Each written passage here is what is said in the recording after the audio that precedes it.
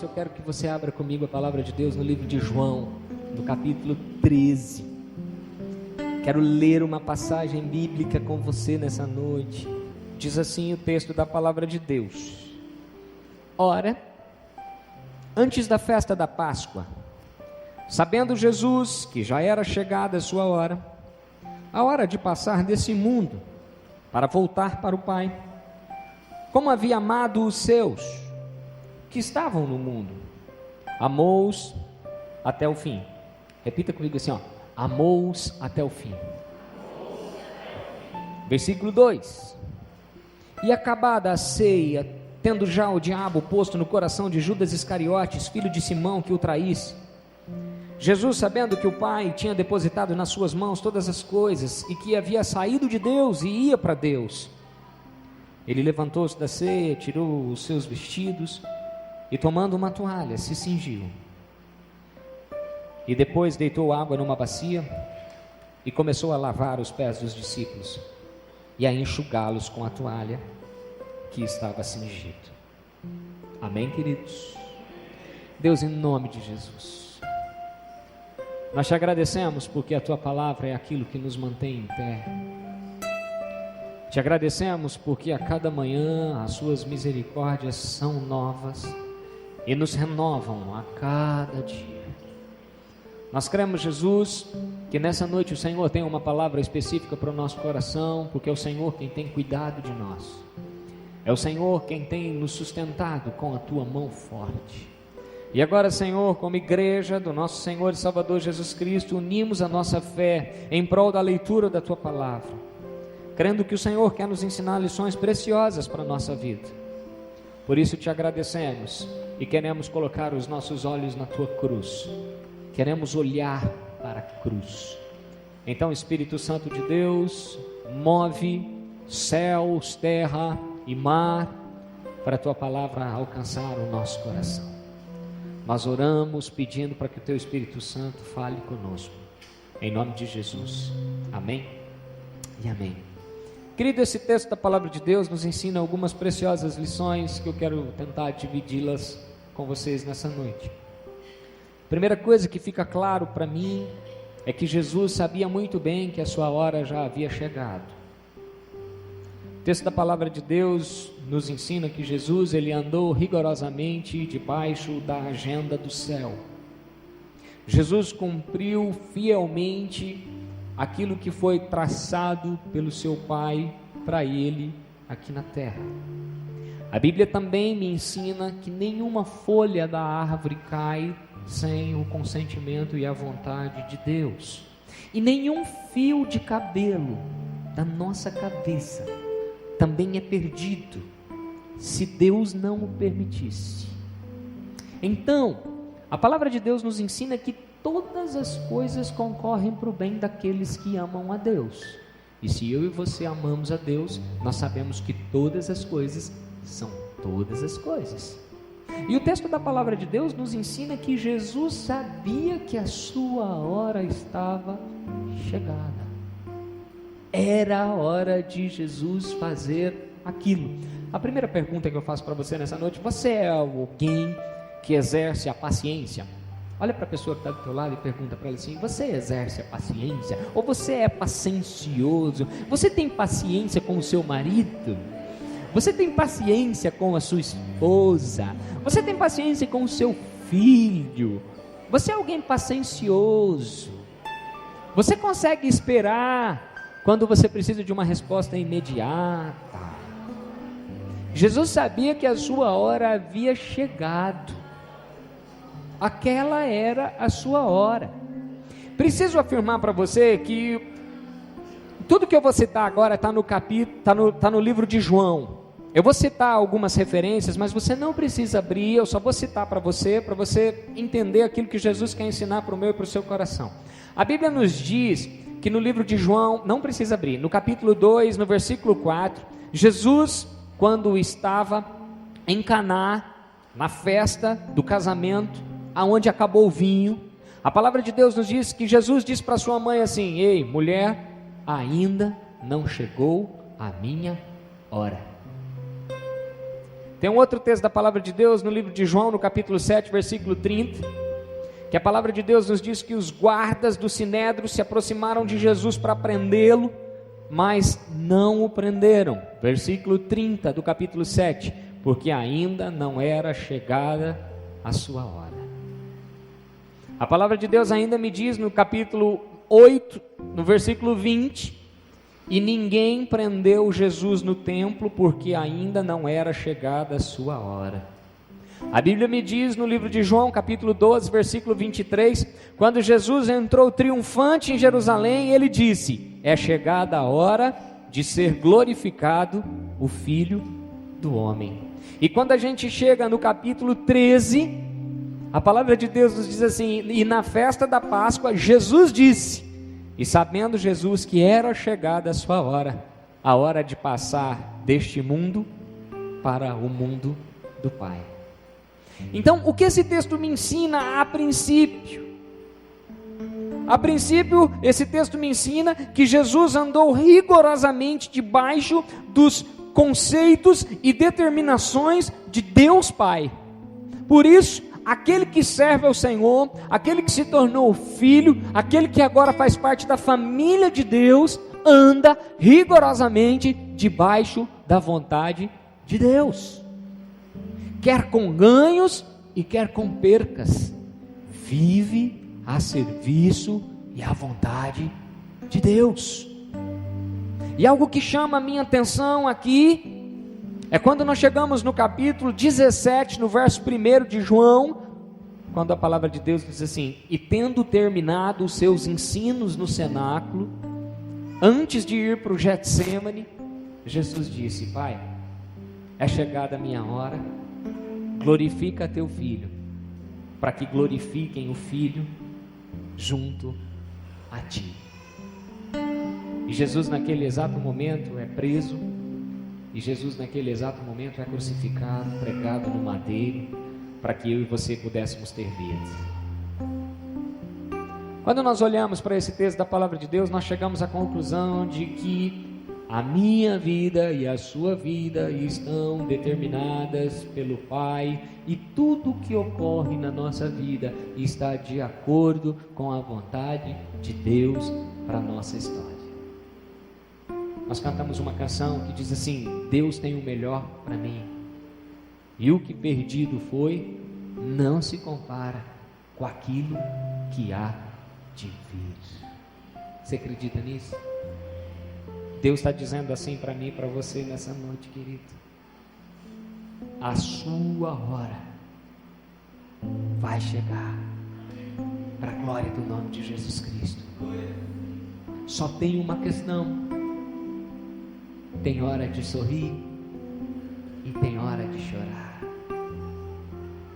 tem hora de abraçar e tem hora de se afastar, tem hora de estar no meio de uma multidão e tem hora de estar num cantinho sozinho, tem hora de correr e tem hora de parar, tem hora de pular e tem hora de sentar. Mas em lugar nenhum nas Escrituras fala que não tem hora de ser discípulo e de evangelizar, porque levar Jesus às pessoas é serviço meu e seu o tempo todo. Em lugar nenhum nas Escrituras Sagradas está dizendo que tem hora para orar. Nas Escrituras, muito pelo contrário, a Bíblia diz assim: orai sem cessar, porque essa é a boa, perfeita e agradável vontade de Deus. Então tem hora para tudo, menos para orar. Porque para orar, meu irmão, você tem que estar fazendo isso às 24 horas do seu dia. Você tem que estar orando para que quando as ciladas do dia vierem sobre você, você está firme, forte e confiado da sua vida no Senhor. Por isso, nessa noite, coloque a mão no seu coração e repita comigo assim: Senhor, me ajuda a descobrir qual é a minha hora. Amém. Amém. Você fez uma oração agora linda e Deus vai te mostrar qual é a sua hora. O que eu posso profetizar, meu irmão, é que a sua hora vai chegar, e essa é uma promessa de Deus para mim e para você. Você lembra o que estava acontecendo em Jerusalém? Jerusalém estava em festa, as ruas estavam abarrotadas de gente. Tinha gente saindo até pelas janelas das casas. Cada família havia preparado a sua Páscoa, o seu cordeiro. Todos estavam ali reunidos. E Jesus, antes da sua morte, da sua crucificação, olhando para a ceia do Senhor, Ele nos ensina, do versículo 1 ao versículo 3, quando diz assim: antes da festa da Páscoa, sabendo Jesus que já era chegada a sua hora, a hora de passar deste mundo para o Pai, como havia amado os seus que estavam no mundo, amou-os até o fim. O que Jesus me ensina nesse primeiro versículo desse texto é que, independente daquilo que Jesus estava vivendo, independente da hora de Jesus que havia chegado, Ele amou os seus discípulos e amou-os até o fim. O amor, querido, ele é incondicional. O amor que Deus tem por mim e por você, ele transcende o nosso entendimento, a nossa compreensão. E isso eu posso afirmar, que a cruz de Jesus então não foi um acidente. A cruz na vida de Jesus não foi a trama dos judeus e nem foi por causa da traição de Judas. A cruz na vida de Jesus foi um plano eterno. E ele sabia que a hora da crucificação havia chegado. Jesus sabia que os seus discípulos iriam o abandonar. Jesus sabia que Pedro iria o negar. Jesus sabia que Judas iria o vender. Jesus sabia que os outros discípulos que ficassem quietinhos seriam dispersos, e ele ficaria sozinho, sem ninguém. Mas o versículo 1 desse texto diz que, sabendo de tudo isso e sabendo que a sua hora havia chegado, Jesus resolveu amá-los e amá-los até o fim. Se tem alguém sentado aí do seu lado, se você crê nisso, olha para essa pessoa que está do seu lado e diga para ela assim: ó, Jesus pede para mim te amar até o fim.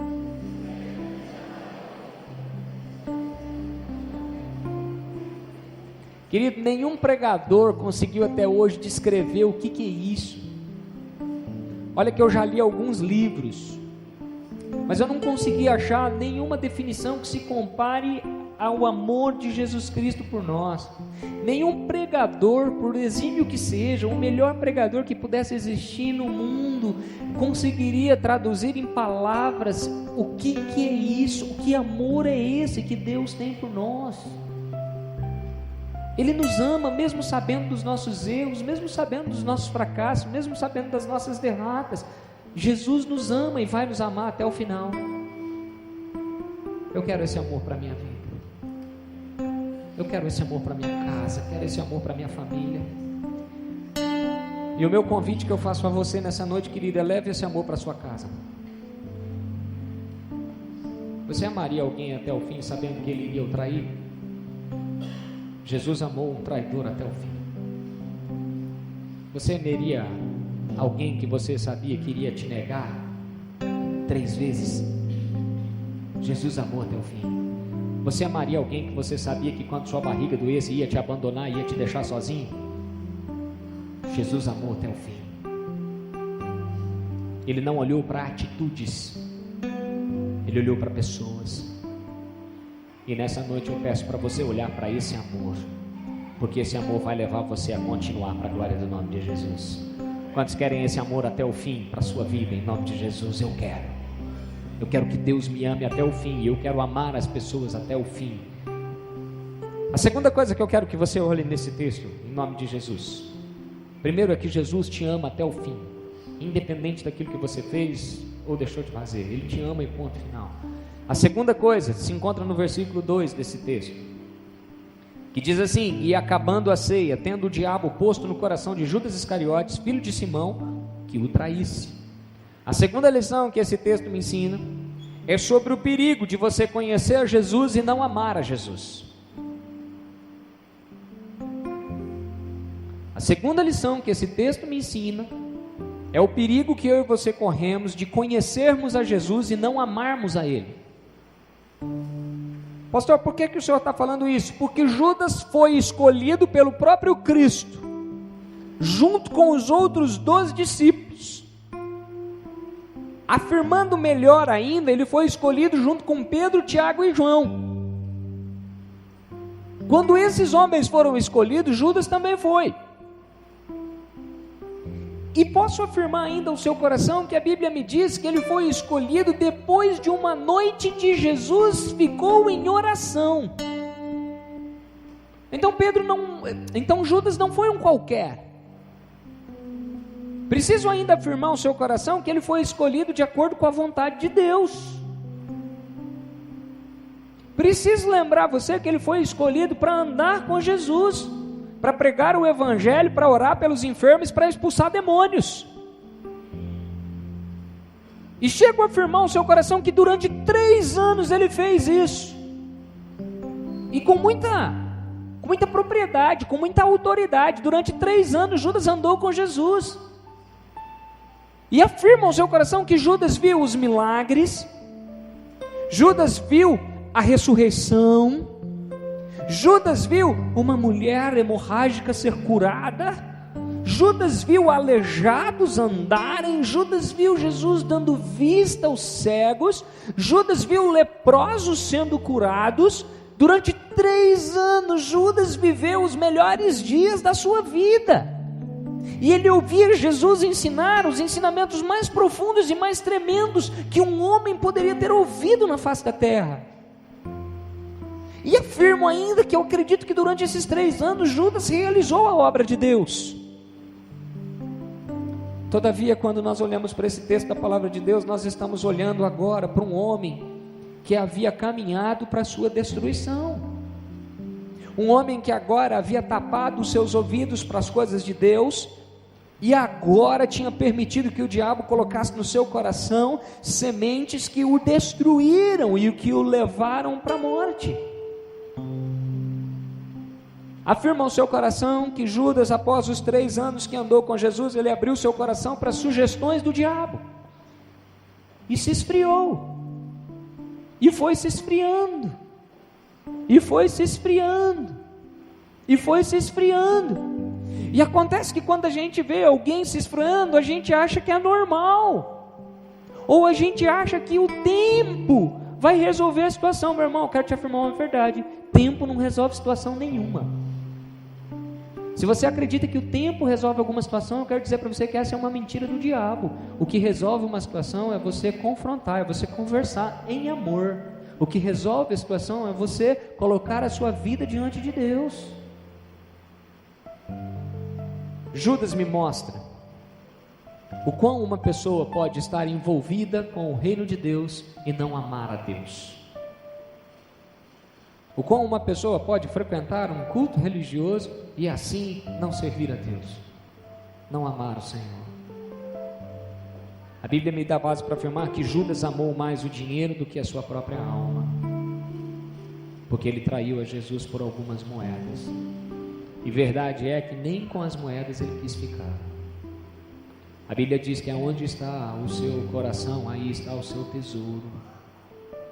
E Judas me ensina que o coração dele não estava em Jesus, o coração dele estava no dinheiro. Mas é engraçado pensar nisso, porque mesmo Jesus sabendo de tudo isso, o que Jesus fez com Judas, a Bíblia diz que Jesus o amou até o fim. Teu coração é mais inclinado para o coração de Judas, ou o teu coração é mais inclinado para o coração de Jesus? Você ama até o fim, ou você troca Jesus por algumas moedas de prata?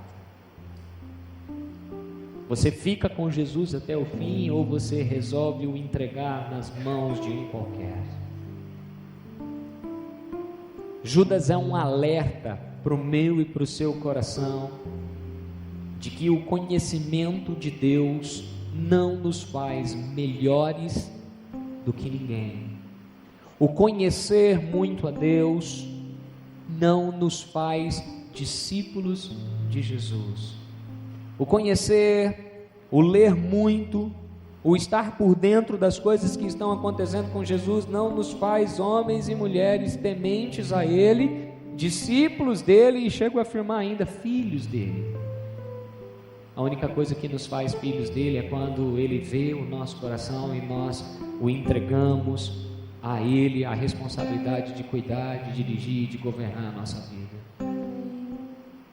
E essa é a minha oração, que todos nós aqui possamos entregar o nosso coração a Jesus, sabendo que Ele vai continuar nos amando até o fim, e eu preciso saber que Ele é poderoso para fazer infinitamente mais do que aquilo que pedimos ou pensamos, mas eu preciso andar com Ele e vigiar o meu coração, para que eu não venha me esfriar, e para que as ciladas do diabo não venham lançar setas no meu coração, e eu permita que essas setas cresçam dentro de mim, raízes que são chamadas na Bíblia raiz de amargura, porque é isso que destrói a nossa vida. Por isso Jesus me ensina, esse texto me ensina 2 lições até agora. A primeira é que Jesus me ama até o fim, e a segunda é o perigo de estarmos envolvidos com as coisas de Deus, mas não termos o nosso coração em Deus. Dá uma cutucadinha aí na pessoa que está aí do teu lado e pergunta para ela assim: o teu coração está em Deus? A gente vai entender como descobrir se o meu coração está em Deus. Pastor, como é que eu faço então para descobrir se o meu coração está em Deus? O que Jesus fez a partir do versículo 3, 4 e 5? Jesus amou até o fim, e Jesus nos ensina que a gente precisa cuidar muito com o nosso coração, porque o diabo está lançando setas, está lançando situações para nos destruir e para arrebentar com o nosso relacionamento. Agora o versículo 3 diz assim: e Jesus, sabendo que o Pai tinha depositado nas suas mãos todas as coisas, e que havia saído de Deus e ia para Deus. Meu irmão, a primeira coisa que você precisa entender, você precisa saber para aquilo que você foi chamado, você precisa saber qual o seu papel, você precisa saber quem você é, você precisa saber do seu valor, você precisa saber que maior é o que está em nós do que aquele que está no mundo, você precisa saber que Deus escolheu você para te abençoar, e as pessoas podem querer te destruir, as pessoas podem querer ver o seu final, mas você precisa ter a certeza daquilo que você foi chamado, para a glória do nome de Jesus. Pergunta aí para a pessoa que está do seu lado: você foi chamado para quê? Essa semana eu disse para uma pessoa assim: eu sei para que eu fui chamado. E eu disse com tanta convicção, porque eu creio tanto nisso. Eu fui chamado para falar de Jesus. E pode acontecer qualquer coisa na minha vida.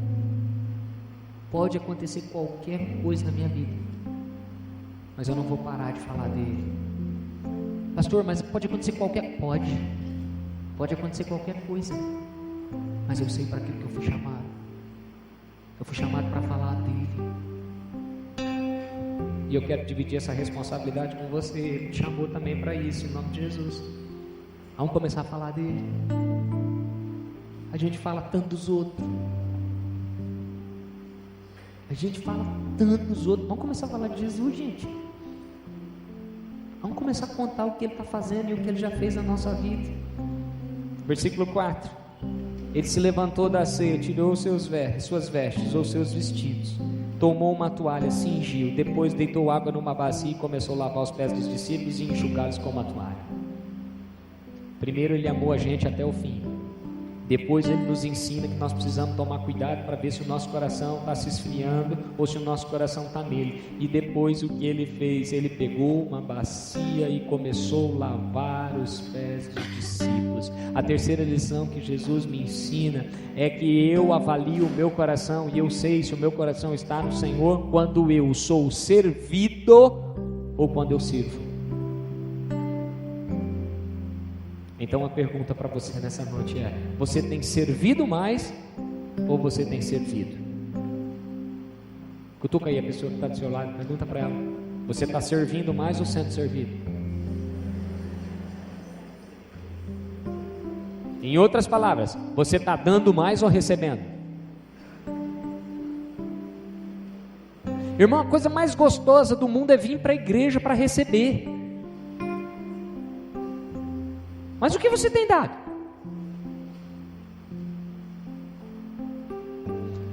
O terrível é que Jesus não cansa de você, irmão. porque ele sabe que você vem só para receber. E o duro é que quando você vem para receber, você recebe. Só que o princípio de Deus é dar para depois receber. Então às vezes o que você está querendo está demorando porque você não deu ainda. Então eu te ensino, dê logo, porque quando você dá, você vai receber para a glória do nome de Jesus, porque esse é o princípio dele. Primeiro você serve, depois você é servido. Versículo 3 a 5 diz isso para mim e para você. Jesus sabia muito bem quem ele era. Jesus sabia muito bem de onde ele tinha vindo e para onde ele estava indo. Jesus sabia a sua origem e o seu destino. Ele sabia que era Rei dos Reis, o Senhor dos Senhores. Sabia que era Filho do Altíssimo. Mas a sua majestade levou-o a se humilhar, a ponto da humilhação mais profunda que poderia existir na história do laico. Porque o Senhor não se inclinava aos seus servos. E os discípulos olhavam para Jesus e diziam: tu és mestre. E Jesus dizia: sou mesmo. Mas na noite em que ele foi traído, ele pegou os seus discípulos, colocou os seus servos sobre si e se inclinou, lavando os seus pés. Era costume de todo o povo judeu, quando eles se reunissem em volta da mesa, sentassem e um lavar os pés dos outros. Mas o comum era o servo lavar o pé do seu senhor. E Jesus nos ensina que o Senhor lavou os pés dos servos. Então como é que eu faço para saber se o meu coração está no Senhor ou se o meu coração está nas minhas coisas, está naquilo que eu quero, entendendo e se autoavaliando no sentido de estou servindo mais ou sendo servido? A Bíblia me diz que eles tinham acabado de chegar de Betânia, os seus pés estavam cobertos de poeira, eles não podiam se assentar à mesa sem lavar os pés. E lavar os pés era serviço dos escravos. Jesus espera alguém tomar a dianteira. Ninguém toma a dianteira, ele diz: sou eu quem tenho que lavá-los. Tome a iniciativa. Começa a servir. Jesus esperou os discípulos se levantarem e lavar os pés, mas ninguém fez isso. Jesus, sabendo quem ele era, o Filho de Deus, o exaltado entre as nações, aquele que veio do céu, se despiu da sua glória, vestiu vestes humanas e lavou os pés dos discípulos, para nos ensinar a preciosa lição de que quem serve, este sim é o maior no reino dos céus. A grandeza no reino de Deus, querido, não é medida por quantas pessoas estão a seu serviço, mas sim pelo serviço que você faz às pessoas. Eu vou ler de novo para você. A grandeza no reino de Deus não é medida por quantas pessoas estão a seu serviço, mas sim quantas pessoas você tem servido. Jesus então se cinge numa toalha, dobra os seus joelhos e começa a lavá-los. E quando Jesus os lava, eles são purificados e eles são restaurados. Nós vamos participar da ceia do Senhor nessa noite. Jesus quer lavar você. E Jesus não quer lavar apenas os seus pés. Jesus quer lavar o seu corpo inteiro. Jesus quer te dar um banho de águas vivas. E para a gente encerrar, o que eu quero ensinar a você nessa noite é que Jesus nos amou e nos amou com toda a sua força. O apelo que eu faço ao seu coração nessa noite é: ame com toda a sua força. A segunda verdade que esse texto me ensina é que o verdadeiro discípulo de Jesus, ele serve e não é servido. Primeiro ele dá, depois ele recebe. E a terceira lição que Jesus nos ensina é que no reino de Deus, quando você se humilha, o Espírito Santo de Deus te exalta. Quando você serve, Deus levanta alguém para te servir. E é isso que Deus quer fazer com a gente.